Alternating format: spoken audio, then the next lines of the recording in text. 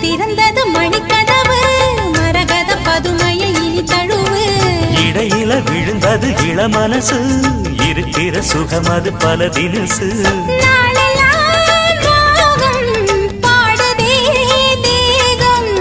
வாழ்வெல்லாம் யோகம்